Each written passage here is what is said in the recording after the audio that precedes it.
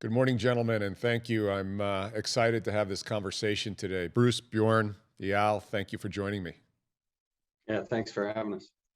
Great to be here. We've got some super smart, talented people scattered around the globe, and this morning I'm excited, and Bjorn, I'm going to start with you. What's the current state of digital health in surgery, and exactly what is data-driven surgery? It's a term and a category that's been tossed around quite a bit over the last 5 to 7 years. Absolutely. I think it even started earlier than that. Digital surgery is almost more like a buzzword being used from robotics to connected devices in the operating room. And I think if we look at data-driven surgery, we really look at what are the providers asking for? What do they need? And they need three elements. One is they need the data points to be connected. So we're talking about pre-surgical data points. We're talking about intraoperative data points and post-operative data points that are used to improve efficiency and quality of care. And if we are doing that, if we're connecting more data points, we have a multitude of new stakeholders kind of entering the picture. So we're not only talking about surgeons, anesthesiologists, but also about OR management, C-suite of hospital, payers, insurance companies, medical malpractice companies, and of course, medical device companies, kind of coming together in a broader set of stakeholders that are providers of data and users of data. And very importantly, the patient really enters the picture, both as a provider of data and a recipient of information. And the third element, I think, is a very important one. It's basically that we're talking about technologies and data storage that is procedure neutral and vendor neutral. So no matter what surgical procedure is performed, who's performing it, or what device is used, the data needs to be captured. And all of these kind of convergent topics, I think, have seen as you mentioned rightly, so I've seen a lot of buzz around and a lot of attention around that, but it's only since a couple of years that we see the market demand growing tremendously. And I think that's a combination of technology being more mature, and definitely pressure on quality, pressure on efficiency, but also cultural mindset shift. So we have a new generation of surgeons coming into the picture. We're all used to, integrated devices, and integrated platforms. So there's a lot of market demand, a lot of growth in the sector that we see, and it's only going up. Yeah, again, thank you for joining us. You lead Sheba over in Israel, which is one of, I think, the premier digital leaders when it comes to healthcare and administration. It seems like it's a cultural decision at the administration level first, no matter how much the surgeons want it or don't want it. Your thoughts on that, your experiences on that as you made that transition so successfully so far? Sure, I agree completely. It has to start with a leadership decision, and then you get the users, the stakeholders on board. It's a process that can take several years for organizations to go through. First of all, you have to build the right infrastructure, and of course that requires leadership decision. It typically starts with a couple of folks on the ground that actually are looking to have these types of solutions, going up to management, asking for these types of results. And we're putting together the infrastructure that they need, but it's a journey that we go together with the clinicians on this journey. And then you start seeing more and more jump on board after the initial ones have started using it. We're on this journey at Sheba for a couple of years now. We're seeing the demand grow very rapidly, as Bjorn was saying. And the infrastructure is already there for most part of it.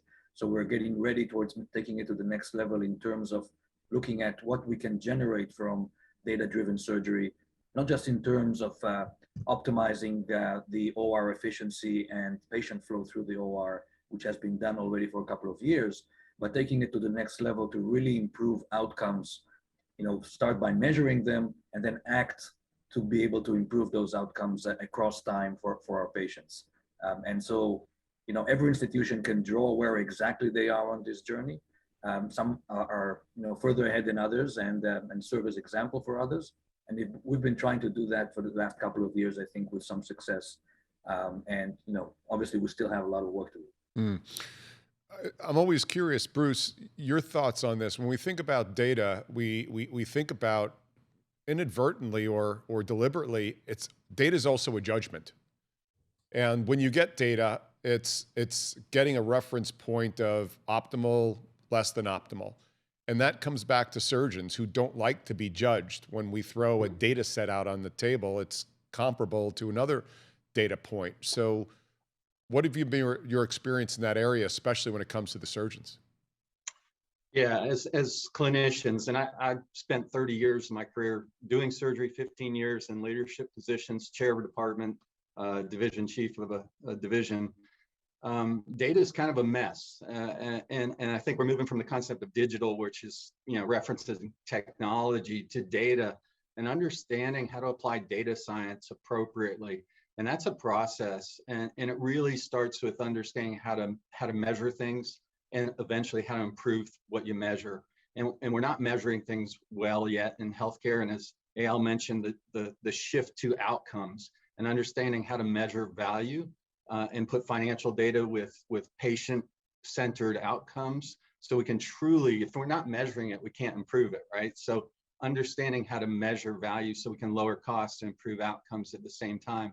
And up until recently, to your point, most clinicians, most surgeons are getting data thrown at them, with static reports, and the source of the data is unclear. The quality of the data is unclear. I think engagement of the clinicians is critical to applying data science principles appropriately. When that clinician is engaged and they have an influence on how to measure things and what matters to them and their patients, then we can really see some meaningful change. Mm. All three of you gentlemen, and Bjorn, I'd start with you on this. Oftentimes when we think of data, we think of OR as the fulcrum of data. But realistically, data serves our nursing staff, our administrators, the surgeons. And so with that, how do we apply that data pre, intra, and post-op effectively? And is the system built currently to leverage that appropriately? Yeah, maybe I start first with a comment on Bruce and on basically how can we motivate the clinicians and everyone to utilize these data tools. And it's obviously by providing benefits. So the surgeon has to feel tangible information advantage, and there needs to be automation involved, basically taking administrative tasks maybe out of the hands and really creating new workflows that are more efficient and streamlined, that people that use the data tools, the software tools, feel the positive impact. And then they start using it, and then you get to the data points. So that's I guess point one.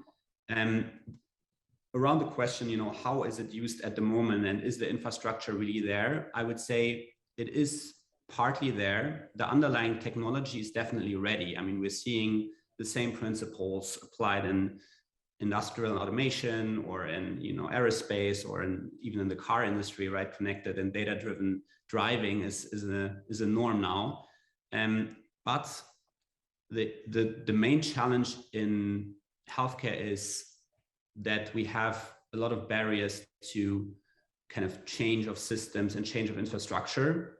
We're talking about, in Europe, we have some hospitals that have been built 500 years ago, which we're now upgrading to newer systems. So you have to kind of work with what is there. You have to work with the systems that are there, try to connect them, and then serve the data in a meaningful format. So that's really the challenge, which I think we can overcome. But definitely, the base infrastructure, we need to respect that it's already there. The people are already there. The tech to treat the patient is already there. So we can only create an overlay on top of that. Eyal, I'm curious, how did you manage the speed bumps in the beginning, right? Sheba has done an amazing job, and Israel in general has done an amazing job of empowering the patient to own their own data. And from what I understand, literally they own their own data on their personal device, can walk into nearly any healthcare setting and go, here's my data. Is that a scalable situation in a 300 million person country like the US and versus an 8 or 9 million person country as Israel? You're right. I mean, it's a different ball game. In Israel, we've got to a point where we are able to share 100% of data, clinical data for every resident of Israel. We got there in about 2016. Again, it was a process that took about 12 years to go through to get everybody on board. Sheba was one of the first to download their data onto this national system. If you think about the US, it's very, very different. The approach that we have taken applied to the US would probably take 50, 60 years to go through. So I think that there needs to be another way to do this. I think the US is heading in the right direction. We're talking about legislation that has been put down to use fire, for example, over the next 2 to 3 years. And I think we're going to see organizations and as well as industry, whether it's startup companies that are already geared up to being able to speak that language and being able to leverage FHIR as a standard to sharing data. I think that a year or two from now, we will be in a situation where all hospitals or a good part of the hospitals in the US will be using these standards and will be allowing data to be downloaded and used by different vendors, whether it's on apps or whether it's analytic tools, such as what we've been discussing here. So that's one. I think we're heading in the right direction. But another thing to add to that is what we're currently not measuring. We struggle with what we have on electronic medical records, which is abundance of data, which we're only using a fraction of that. But what else do we need and is not being captured at all? This is another step we need to take as we move forward. We mentioned outcomes. Outcomes is not just the surgical site infection that you get 2-3 days after surgery. Outcomes are also what happened after my joint was replaced, 3 months, 6 months, 1 year after surgery, to see how my functional status and quality of life has improved, and similarly for many other procedures. This is being captured today, very in only a few organizations. We definitely need to take that to the next level, and we're heading in the right direction, but it will take time. And then data for the intraoperative part, which is almost not captured anywhere. And I think there's huge potential in intraoperative data capture to allow us to streamline operations, improve techniques, improve patient safety and quality, and obviously have that impact on outcomes. Bruce, the pay for outcomes versus a current pay for service environment, as a surgeon and also an administrator, how do we make that transition? There's a lot of lip service paid to it, but you're talking about a cultural change and a tracking of data, as Eyal pointed out, all the way through 1 to 2 years out on patient-reported data, and what's the fidelity of that signal? Yeah, we have a design problem in healthcare. The system for data, and it's really mainly data documentation rather than true data science and data-driven outcomes. The system is designed into the current fragmentation of healthcare. So you have an electronic medical record in the surgeon's office, you have one in the hospital, you have a different one in radiology, and the design problem is nothing's designed around the most important process in healthcare. That's the patient whole process. And so without information traveling with the patient through their entire cycle of care, we have a fragmented system. And so, being able to transition a payment model to outcomes, and ideally value-based outcomes, we have to put the data in place so that we can actually measure that very well. I think it's going to happen not from mandates from government or payers. I think we're going to do it as clinicians, and then the payers can understand how to incentivize that appropriately. And when we do that, we can facilitate the transformation of healthcare from a system that's really currently based on volume and doing stuff to one that's really based on value for the patient. Are the clinicians prepared in the current generation to adopt a digital forward sort of digital surgery forward, to be specific, environment, because I've been around it now for 15, 20 years on the digital forward environment. And there are some that are carrying that flag right at the front of the line. And there's others behind saying, not for this cowboy, not for this cowgirl. So where do we sit with that from a acceptance? And when you have a surgeon or a clinician, one or three, against it in an institution, what does that do to the institution? So first, Bruce, answer that. And Eyal, how have you managed that? I can't imagine you had 100% compliance from day one. Yeah, there's a lot of cynicism, right? You know, the system being volume driven, a lot of surgeons are burnt out. You know, there's the concept of moral injury. It's not, you know, it's not the clinician that has a weak character, it's the system is the problem. And so, you know, a lot of surgeons lack engagement, they're cynical, but a lot of the, you know, things that have happened in the last decade, especially with the pandemic, I think a lot of eyes are opening that we do need to transform our system. And so there is a lot of engagement going on at the clinician level about changing the system and participating in that change.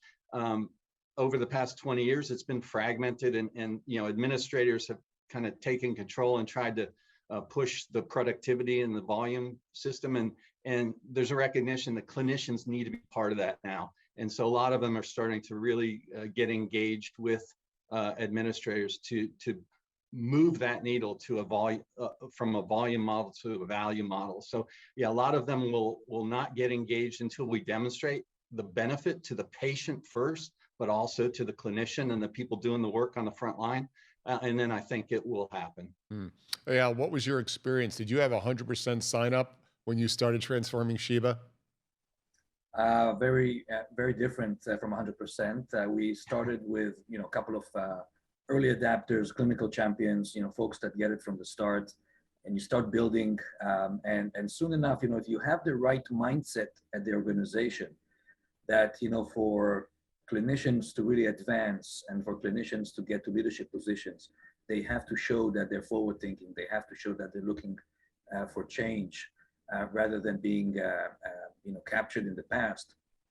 You know, we have that kind of mindset at Sheba. It's very evident that if you are a forward thinking clinician, you will be promoted, you will get to leadership positions. You know, that environment, you know, allowed this to develop over the last couple of years to a point where I think most of our clinicians today get it and want to use data to improve their outcomes. But I do want to take maybe 30 seconds and draw a little, you know, a little story that is very similar to what we're seeing in healthcare currently. You know, going back 40 years to the Israeli Air Force, there was no data on how pilots were doing. So the best pilots were considered the ones that came back from their flights and had the best stories to tell, right? They were considered the best pilots. During the early 80s, we started introducing technology that is able to capture data and know everything that is going on during the flight, and then do the debriefing after the flights to understand exactly what worked and what didn't. What the Air Force figured out very soon after that is that all the pilots that were considered the best ones actually weren't the best ones, and the others who were, you know, quiet at the back rows were actually the best performers. I think in healthcare and surgery specifically, with the current mindset, there is sort of this reluctancy to move to that level because maybe it will shift things around. Maybe the ones that are considered the best today, we will find out that they're not the best.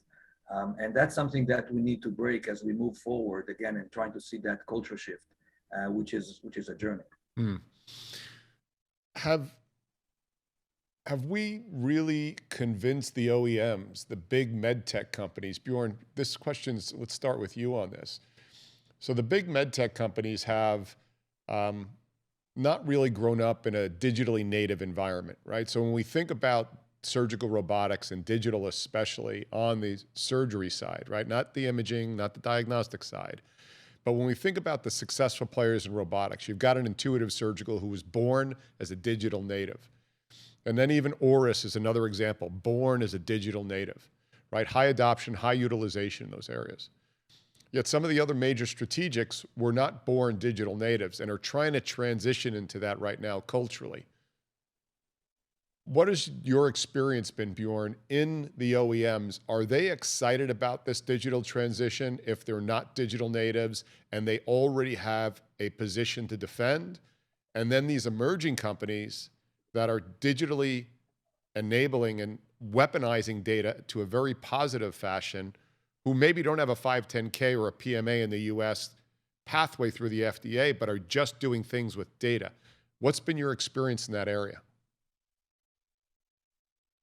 I think that most companies, most surgical companies are excited about the potential of digital, and there's a lot of investment flowing into this area. Obviously, if you're centered around making devices and if your core business is selling consumables, it's very, very hard to transition from that to a software as a service model overnight.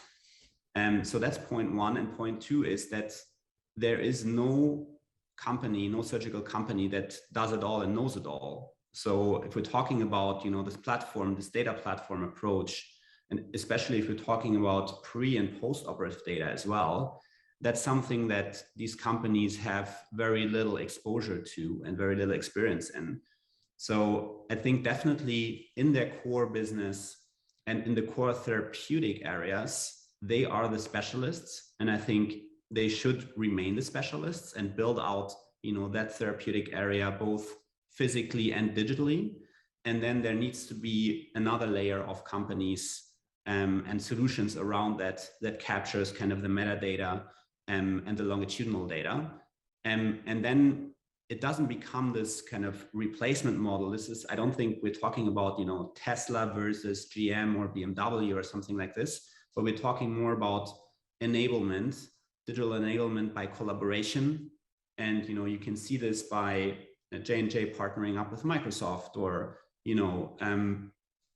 we have partnerships ongoing with large data companies and large medical device companies, where you really see the synergies of this ecosystem approach playing out to the favor of both the incumbents, the established medical device companies, and the newer kind of data layer companies that are focusing on surgery.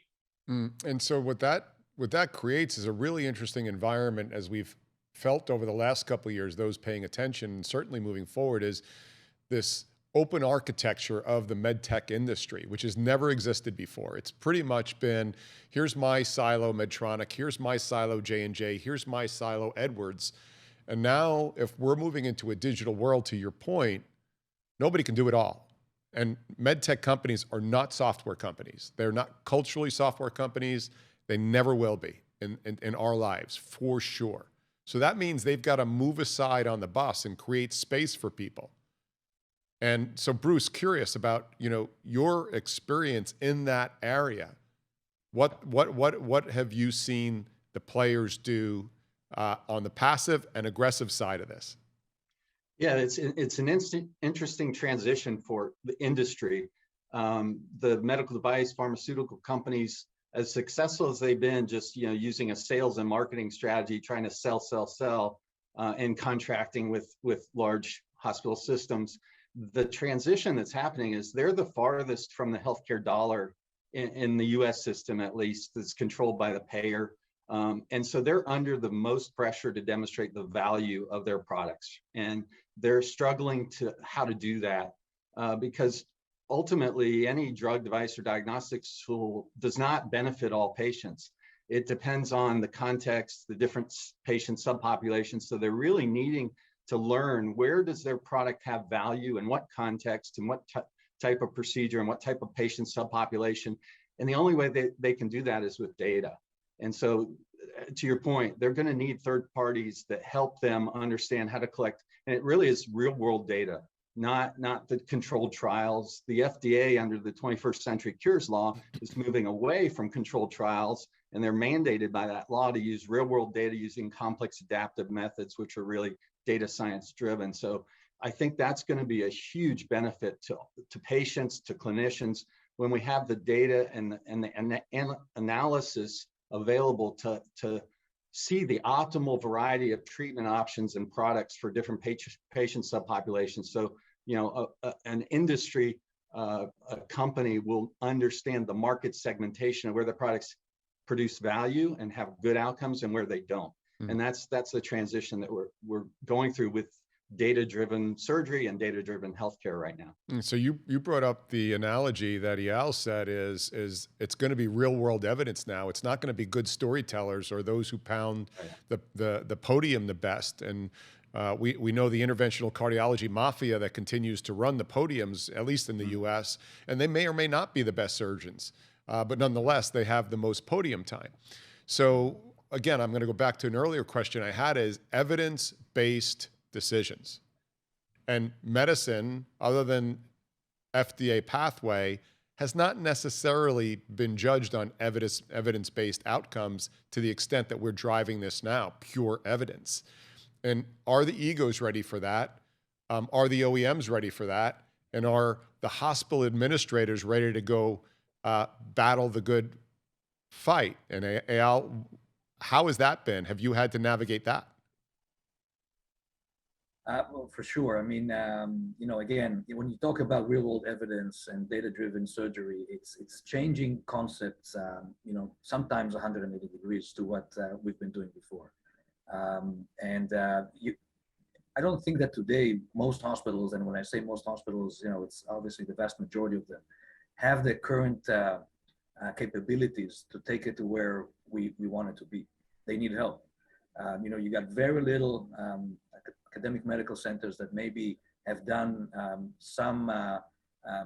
have gone through this journey already and are further along than others. But for most parts, the others are nowhere near where they need to be. And the question is, who's going to come in and help build this? Is it the digital companies, the device companies? Are we going to see startups that tie everything together, smaller companies that come into play here? This is where I think we're mostly struggling today if we want to see a big impact across the industry. Again, the large academic medical centers that can pour money into this and have strong leadership and are already building on research and innovation, they're going to be at the front of this over the next couple of years.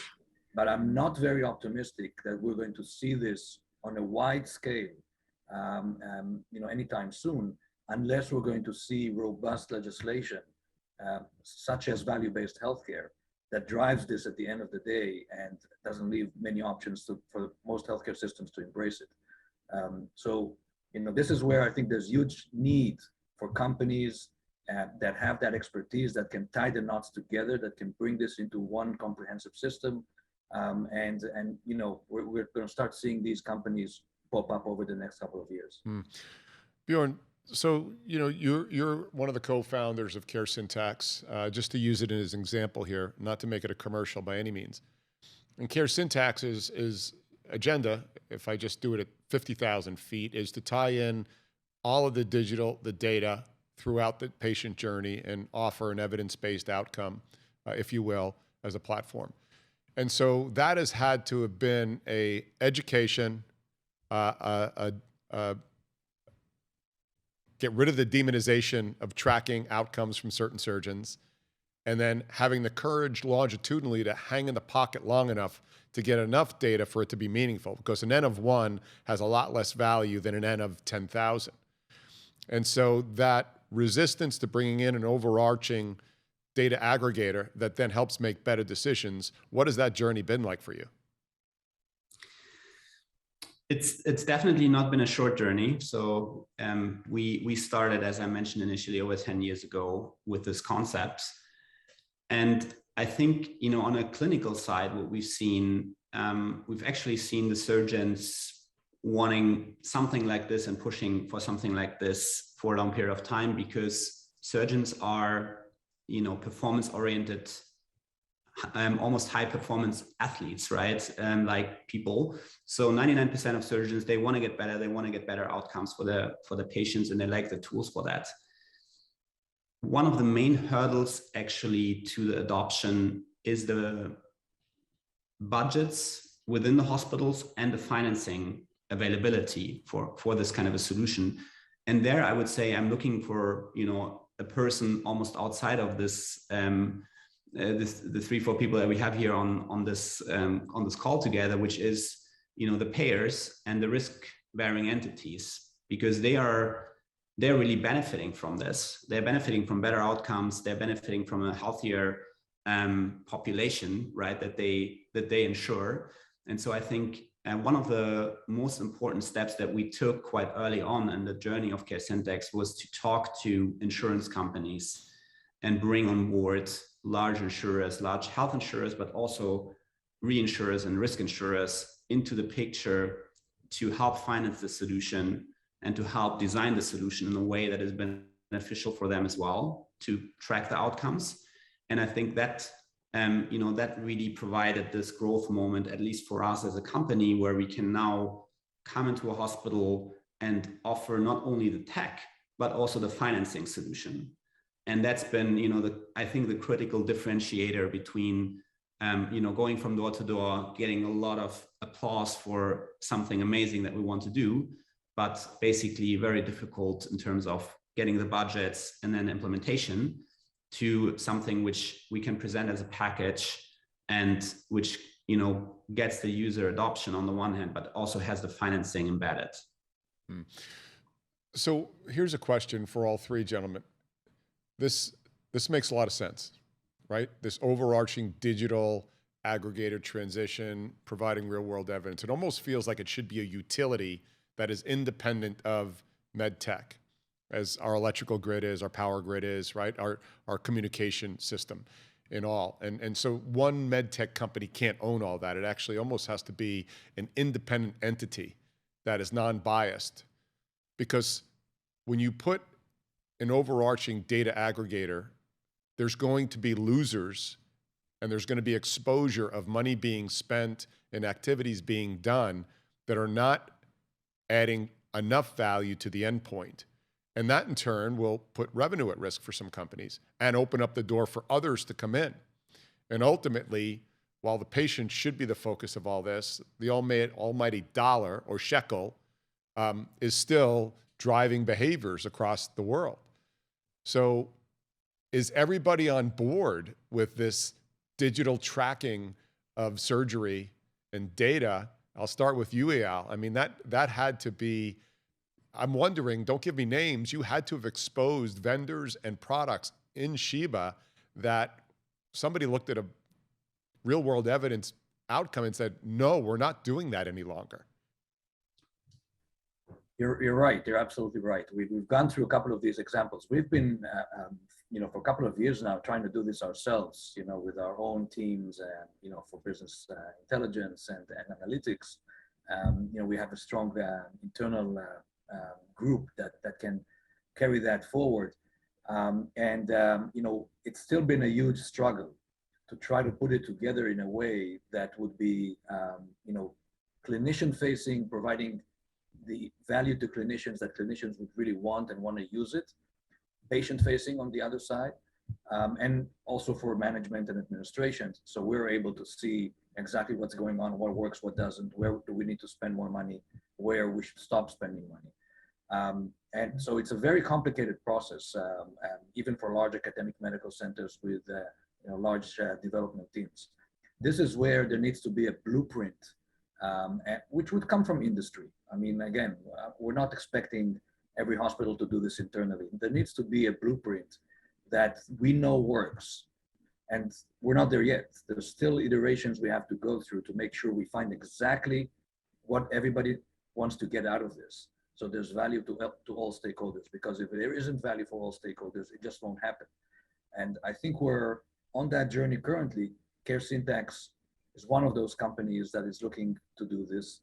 And I think over the next couple of years, we're going to see this market mature in a way that, again, if we have legislation that follows, this would be transformational in many ways over the next 5 years, I think. Bruce, your perspective on that? Yeah, we're really seeing in healthcare finally the concept of disruptive innovation that other industries have gone through, from mainframe computers to personal computers, from Blockbuster to Netflix. It's really about bringing better value to the patient. And the companies that aren't willing to do that and aren't willing to be transparent about the value that they provide, that is not going to be a sustainable business model. So, that's the transformation we're going through. We're still very, very early. We still have a lot of work to do. But ultimately, if you're not transparent about the value with real data, real world data, I don't think you can survive long-term in healthcare, because it's affecting all of us. We're all being harmed by the current unsustainability of this healthcare system, and we will all benefit ultimately with a transformation to a sustainable system that's based on value. Bjorn, final word on that subject. I agree with what's been said. I think we're 10, 15 years behind in surgery in terms of data-driven systems, and the next years we'll see a lot of dynamic growth, a lot of dynamic development around that. And everyone that is supporting that, from a provider to insurance to medical device company, will benefit from it, and in different ways, financially, non-financially, but there's a lot of value to be captured there, and there's a lot of growth to be captured there, because in the end it's a growing market, and there's billions of people that don't have access to surgery yet, that we can get access to surgery if we do it in the right way. So I think it's a big opportunity for sure for everyone that is willing to open up. Well, gentlemen, I appreciate this conversation. I love each of your perspectives. Eyal, you've been living it successfully and set up a beautiful model. Bruce, you've been on one side of the bed and now on the other, and certainly been instrumental in where digital's going. And Bjorn, you continue with Care Syntax and some of your other initiatives, keep this digital foot forward for the industry. So I appreciate that. Thank you. Thank you very much. Thank you very much. Appreciate your time, gentlemen. I'm Joe Mullings from 160 Studios. Be well.